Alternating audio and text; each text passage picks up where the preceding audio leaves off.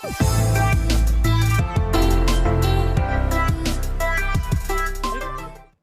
मैं धीरज कुमार साहू, भौतिक ज्ञान प्रवक्ता।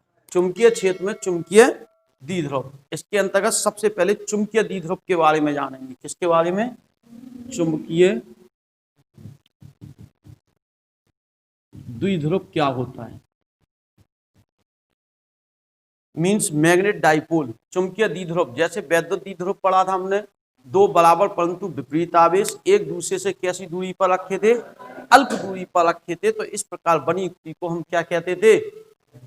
चुंबकीय द्विध्रुव, सॉरी वैद्युत द्विध्रुव कहते थे। दो बराबर परंतु विपरीत आवेश एक दूसरे से कैसी दूरी पर रखे थे? अल्प दूरी पर रखे थे। तो इस प्रकार बनी युक्ति को वैद्युत द्विध्रुव कहा था। ऐसे ही चुंबकीय द्विध्रुव होता है। चुंबकीय द्विध्रुव में दो ध्रुव होंगे, एक उत्तरी ध्रुव और एक दक्षिणी ध्रुव, यानी उत्तर ध्रुव लेंगे, एक दक्षिण ध्रुव लेंगे। एक दूसरे से कुछ दूरी पर ये क्या है? रखे हुए हैं। एक एन होगा, एक एस होगा। चुंबकीय द्विध्रुव, चुंबक के दो ध्रुव हों, कुछ दूरी पर एक दूसरे से रखे हों, इस प्रकार बनी युक्ति को क्या कहते हैं? चुंबकीय द्विध्रुव कहते हैं। यानी इसे हम किसी चुंबकीय क्षेत्र में ले जाएं तो इस पर बलयुग्म उत्पन्न होगा और ये घूमने का क्या करेगी? प्रयास करेगी। इसे अपन कहेंगे चुंबकीय द्विध्रुव। चुंबकीय द्विध्रुव और वैद्युत द्विध्रुव में अंतर क्या है? मुख्य रूप से ये जानना है। सबसे पहली बात, पेपर में पूछा गया चुंबकीय द्विध्रुव और वैद्युत द्विध्रुव में क्या अंतर है। चुंबकीय द्विध्रुव के ध्रुवों को अलग नहीं किया जा सकता। हम इसके एन और एस को अलग नहीं कर सकते। एक ध्रुव का कोई अस्तित्व नहीं होता। हम सोचें एन अलग कर ले, एस अलग कर ले, नहीं। पीछे गुण भी पढ़ा था चुंबक का, उसमें भी हमने यह कहा था इसके एक ध्रुव का कोई अस्तित्व नहीं। लेकिन वैद्युत द्विध्रुव दो पृथक आवेशों से मिलकर बना होता है। इनके आवेशों को अलग किया जा सकता है। प्लस क्यू अलग होता है, संकल्पना अलग की जा सकती, माइनस क्यू की संकल्पना अलग की जा सकती। तो इसके आवेशों को अलग कर सकते हैं, लेकिन इसके ध्रुवों को अलग नहीं कर सकते। वैद्युत द्विध्रुव और चुंबकीय द्विध्रुव में यही मुख्य अंतर है। चुंबकीय द्विध्रुव के ध्रुवों को अलग नहीं किया जा सकता, जबकि वैद्युत द्विध्रुव के ध्रुवों को क्या कर सकते हैं? अपन आवेशों को अलग अलग कर सकते हैं। यानी इसके जो किनारे के आवेश हैं, पृथक आवेश का अस्तित्व है, लेकिन इसके पृथक ध्रुव का कोई अस्तित्व नहीं। क्वेश्चन है, एक समान चुंबकीय क्षेत्र में कोई एक आयताकार धारा लूप लटका दिया, तब उस पर बलयुग्म निकालना है। क्वेश्चन है, एक समान चुंबकीय क्षेत्र में, कैसे क्षेत्र में? एक समान चुंबकीय क्षेत्र में एक चुंबकीय द्विध्रुव लटकाना है। कौन सा ध्रुव लटकाना है? चुंबकीय द्विध्रुव। तो उस पर कितना बलयुग्म होगा? उस बलयुग्म के लिए सूत्र की क्या करनी है? हमें स्थापना करनी है। फिर से एक बार रिपीट करें, क्या कहा हमने? सिंपल सी बात, एक समान चुंबकीय क्षेत्र में, कौन से क्षेत्र में? एक समान चुंबकीय क्षेत्र में आयताकार धारा लूप को लटकाने पर उस पर उत्पन्न बलयुग्म, या एक समान चुंबकीय क्षेत्र में चुंबकीय द्विध्रुव पर बलयुग्म। पहले तो हमें एक समान चुंबकीय क्षेत्र चाहिए। ये हो गया एक समान चुंबकीय क्षेत्र। एक समान चुंबकीय क्षेत्र माने कैसी रेखाएं? समांतर रेखाएं। कैसी रेखाएं होनी चाहिए एक समान के लिए? समांतर रेखाएं। समांतर रेखाएं। इस एक समान वैद्युत चुंबकीय क्षेत्र में एक आयताकार धारा लूप, एक आयताकार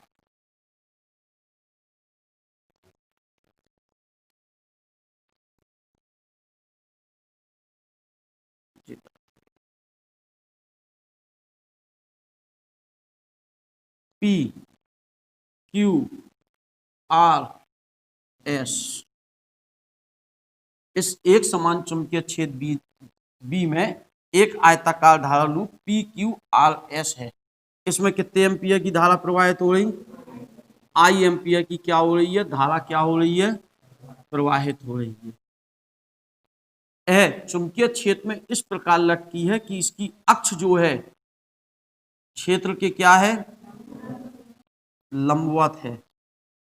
एन डैश।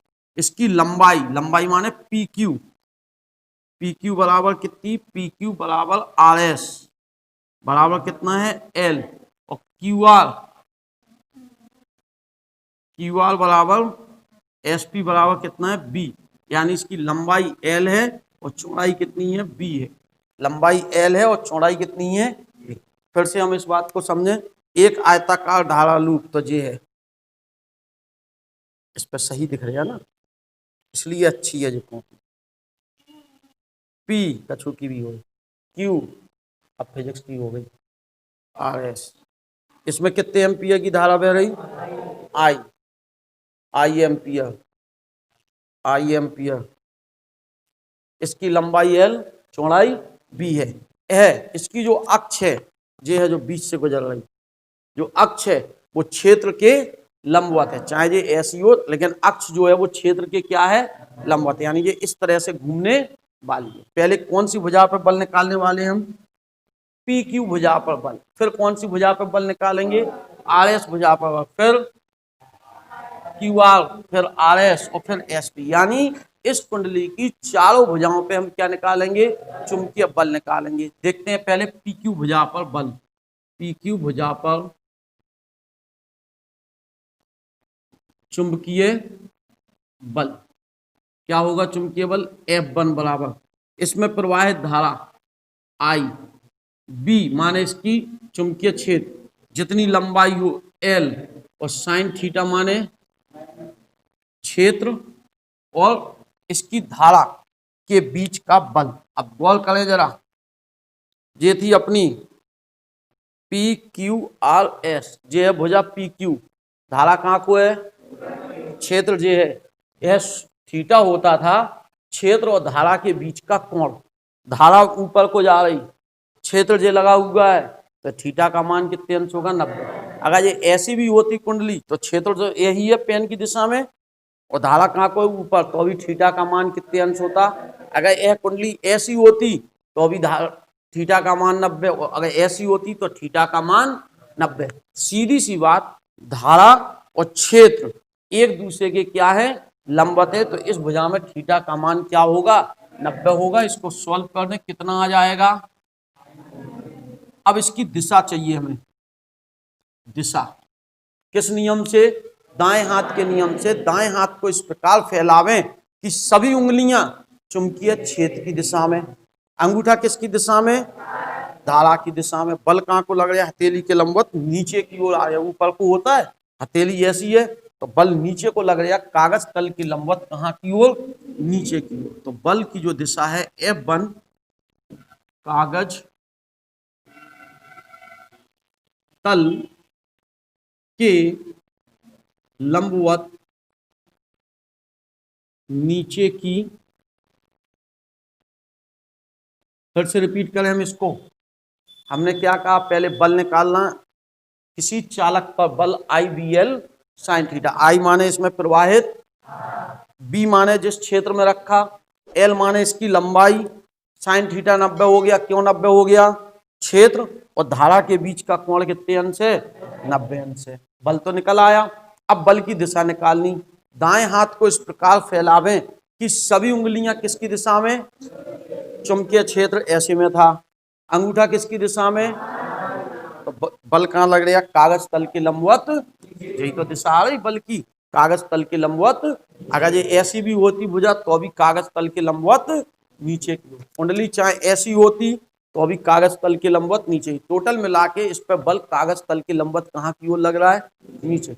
अब कौन सी भुजा पर बल निकालेंगे अपन, QR भुजा पर बल निकालो। QR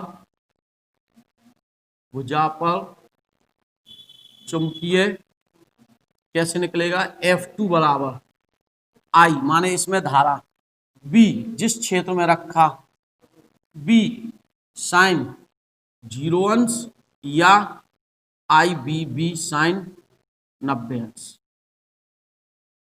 दो में से दोनों हो सकते। अब दोनों कैसे हो सकते, क्वेश्चन जो उठा, देखो अगर ये ऐसे में है कुंडली, क्षेत्र जो है थीटा का मान क्या है, 0, धारा क्षेत्र के बीच का कोण। अगर कुंडली घूम के ऐसी आ जाती, थीटा का मान 90 अंश, ऐसे हो जाती फिर थीटा 0, फिर ऐसे घूम जाती, थीटा का मान 90, तो 0 भी हो सकता और 90 भी हो सकता।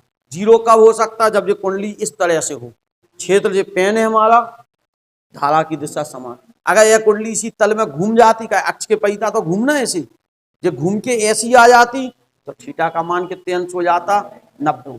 इसमें हमेशा लंबवती आ रहा, चाहे ऐसे हो और चाहे ऐसे हो। तो इसमें तो हमने लंबवत ही लिखा, एक ही मान। यहाँ 0 भी हो सकता है और साथ में क्या हो सकता, आई बी बी। 0 है तो कोई दिशा निकालने की जरूरत, लेकिन आई बी बी है तो इसकी दिशा होगी। तो दिशा निकालने के लिए क्या लिखेंगे, वही नियम फिर लगाएंगे। कौन सा, दाएं हाथ का नियम। दाएं हाथ को इस प्रकार फैलावें, सभी उंगलियां चुंबकीय क्षेत्र की दिशा में, अंगूठा धारा की दिशा में। ऐसे में तो 0 हुआ था, ऐसे ही में आया ना, क्षेत्र धारा की दिशा, चुंबकीय बल अक्ष के ऊपर की ओर लग रहा है, तो इस पे चुंबकीय बल जो है अक्ष के अनुदिश ऊपर की ओर है। अक्ष एन डैश के अनुदिश कहाँ की ओर, ऊपर की। दो भुजाओं पे बल आ गए। अभी तीसरी भुजा कौन सी है, आर एस। तो कहेंगे आर एस भुजा पर चुंबकीय बल, आर एस भुजा पर चुंबकीय बल F3 कहेंगे उसे हम। इसमें प्रवाहित धारा I, इसकी लंबाई बी एल, क्षेत्र तो बी है ही और लंबाई है एल, और साइन कितने अंश आएगा, 9। तो ये हो जाएगा आई बी एल। अब इसकी दिशा निकालेंगे हम। आई बी एल हो गया, जरा गौर करें हम, ये वाली भुजा है अपनी आर एस, इस पर जब बल निकालना, बल की दिशा निकालनी, दाएं हाथ को इस प्रकार सभी उंगलियां चुंबकीय क्षेत्र की दिशा में, अंगूठा कागज तल के लंबवत कहाँ की ओर, ऊपर की ओर, क्षेत्र की दिशा में, धारा की दिशा में, कागज तल के लंबवत ऊपर। अगर ये ऐसा होता तो अभी कागज तल के लंबवत, तो इसकी दिशा है कागज तल के लंबवत ऊपर की ओर। ये था कागज तल के लंबवत नीचे की ओर, यह है कागज तल के लंबवत। अभी एक भुजा बची एसपी, तो कहेंगे एसपी भुजा पर चुंबकीय, एसपी भुजा पर चुंबकीय बल निकालें। एसपी भुजा पर F4 कह दे रहे हैं हम इसे, ये तो ऊपर को आ गया इस तरह से।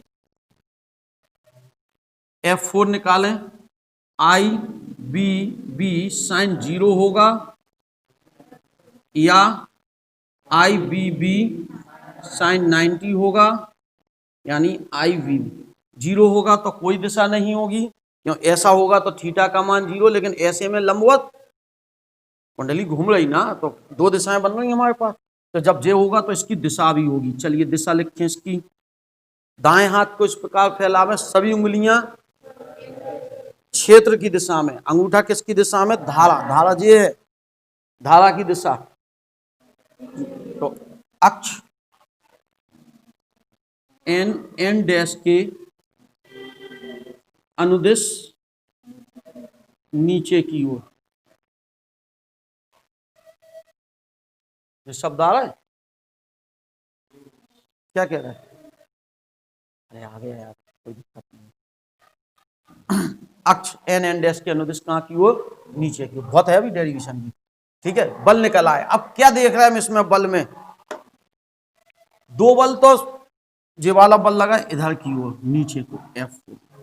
हम ये देख रहे हैं F1 व F3 परिमाण में बराबर। देख लो, ये भी IBL और ये वाला भी, ये परिमाण में बराबर, दिशा में क्या है, विपरीत। एक कागज तल के लंबवत नीचे की ओर, एक कागज तल के लंबवत, तो ये घुमाने का प्रयास करेंगे कुंडली को। क्यों, एक कुंडली पर ऊपर को लग रहा है, एक कुंडली पर नीचे, तो ये कुंडली को घुमाने का क्या करेंगे, प्रयास।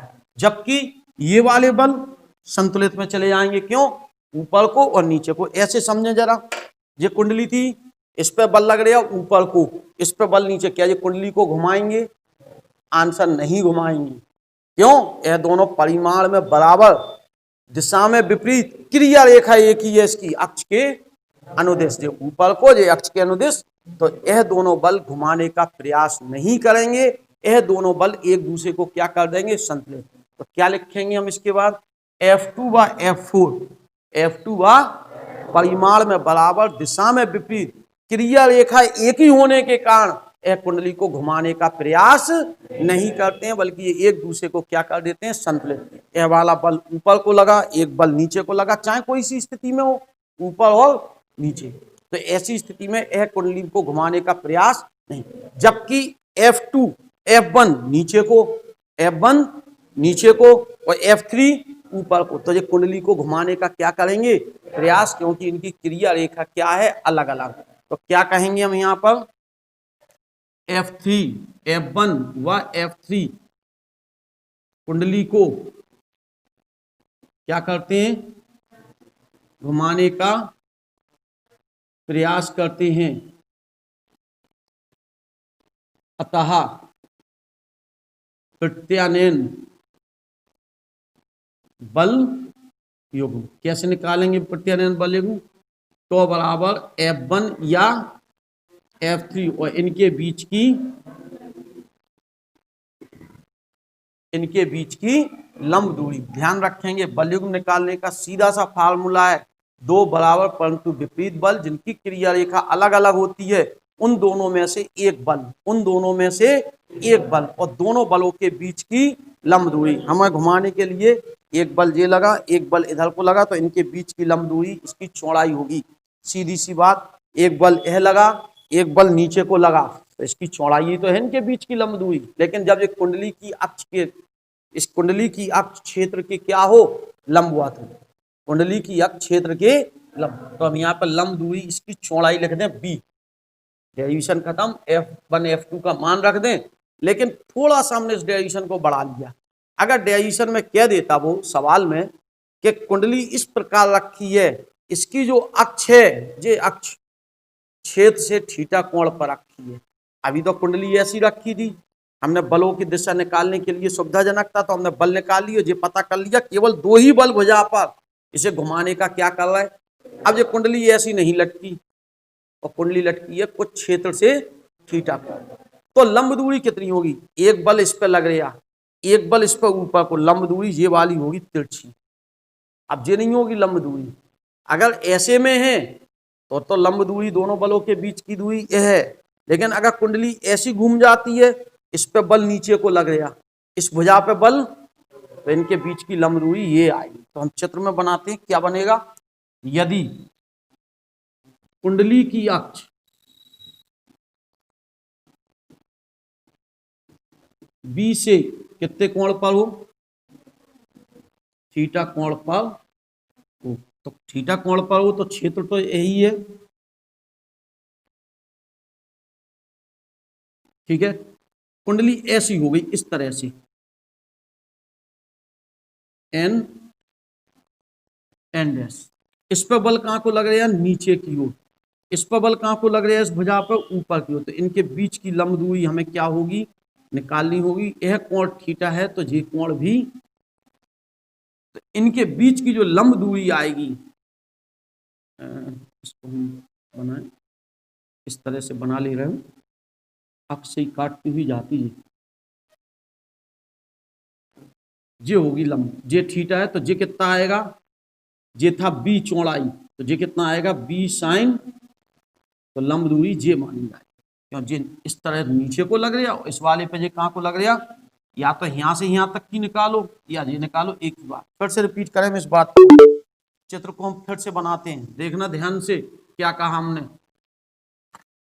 कुंडली इस तरह से थी, कुंडली ऐसी हो गई, इस पे बल कहाँ को लग रहा है, नीचे पर, इस पे बल कहाँ को लग रहा है, इनके बीच की लंब दूरी यह कहलाएगी या ये कहलाएगी। इस पॉइंट पर, इस भुजा पर बल कहाँ को लग रहा है, नीचे को, इस भुजा पर बल कहाँ को लग रहा, तो इनके बीच की लंबवत दूरी ये वाली कहलाएगी। तो इसको हम इधर ऐसे डिफाइन कर दिया हमने, कुंडली की अक्ष क्षेत्र से कितने कोण पर हो, क्षेत्र ये है, दूसरा चित्र बनेगा ध्यान से,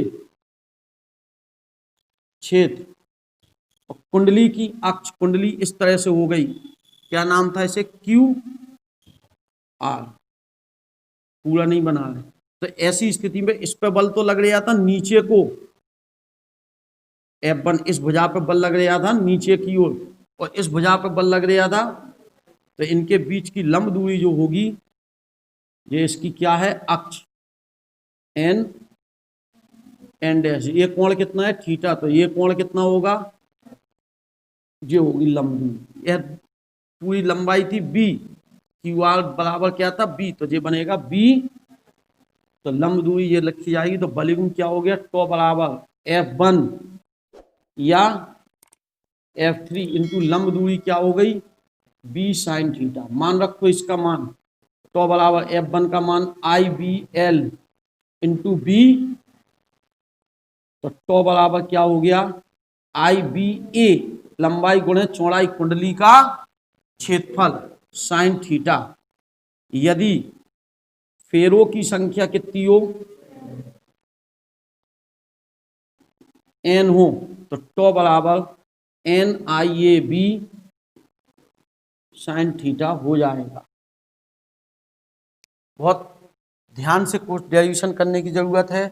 अब इसके आगे बढ़ें, जब ये द्विध्रुव हो जाए, क्या हो जाए, चुंबकीय द्विध्रुव।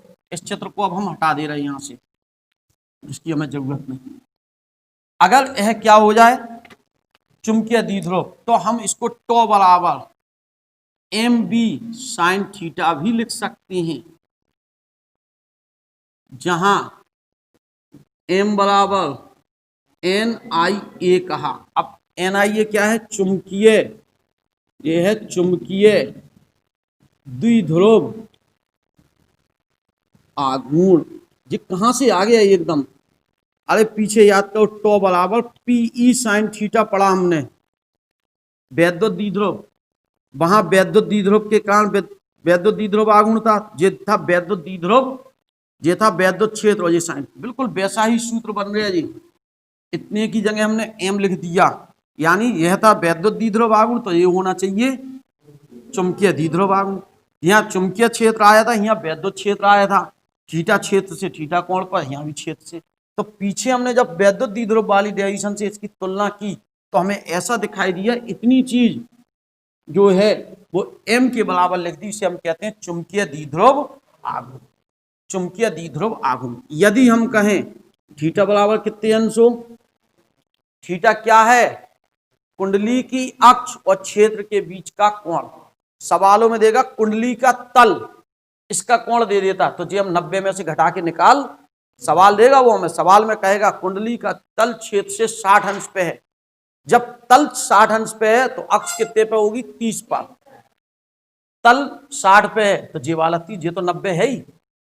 अगर जिस कोण 60 है कुंडली का तल, तो अक्ष वाला कोण कितना होगा, 30 अंश। तो सवालों को बड़े ध्यान से पढ़ेंगे। सवाल में लिखा होगा कुंडली का तल क्षेत्र से 30 अंश के कोण पे, तो अक्ष कितने अंश पे होगी, 60 अंश पे।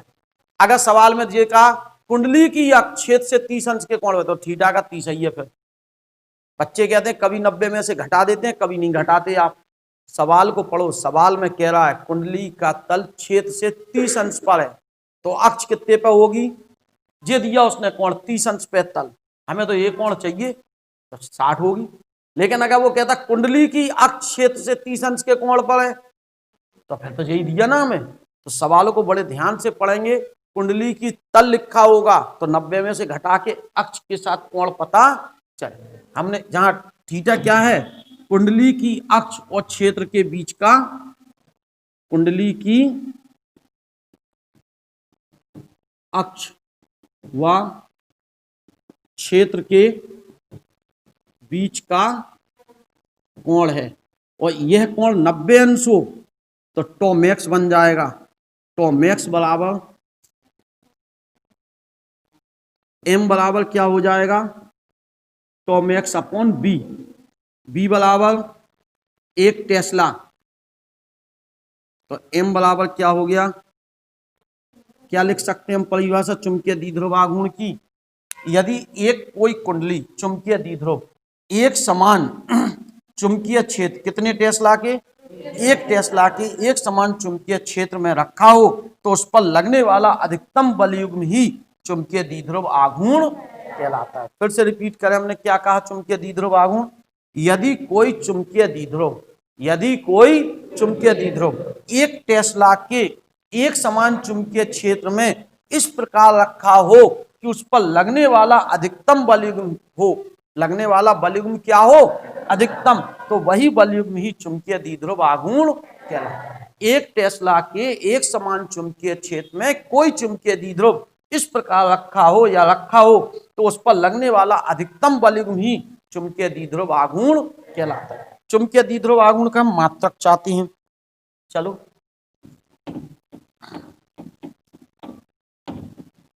चुंबकीय द्विध्रुव आघूर्ण m बराबर क्या बताया, NIA, मात्रक चाहिए m का,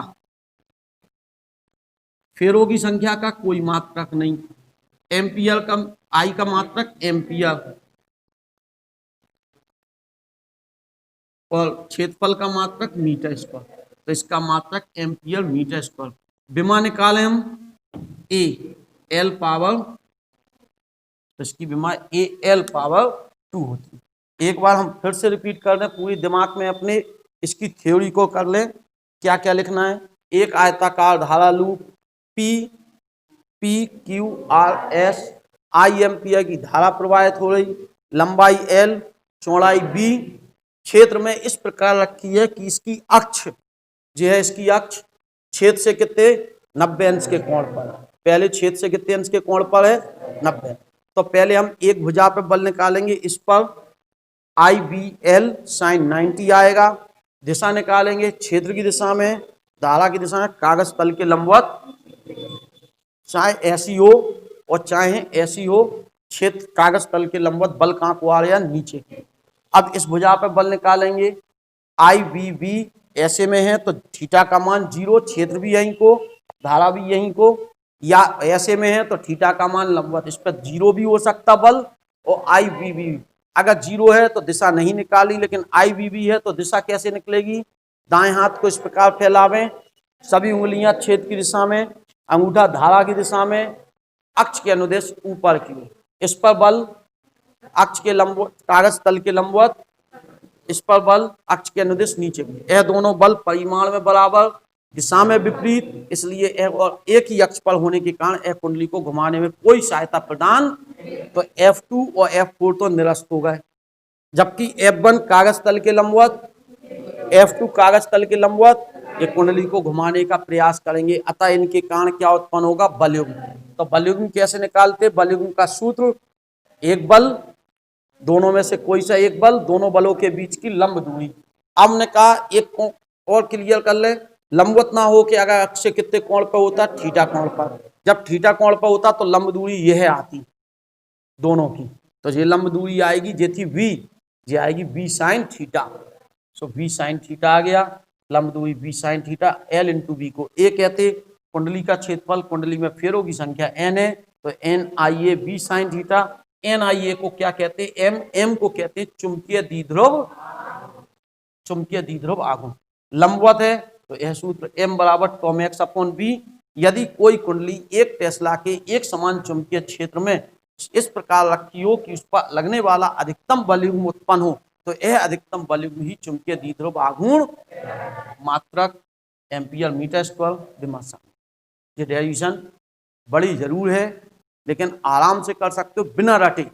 आप कुंडली अपने दिमाग में रखें, घुमाते जाएं, और निश्चित ही रूप से चारों भुजाओं पर बल आएंगे, और बल में से 2 बल संतुलित हो रहे और 2 बलों से घुमाने का क्या कर रहे हैं, प्रयास। ठीक है, तैयार हो जाएगा ये।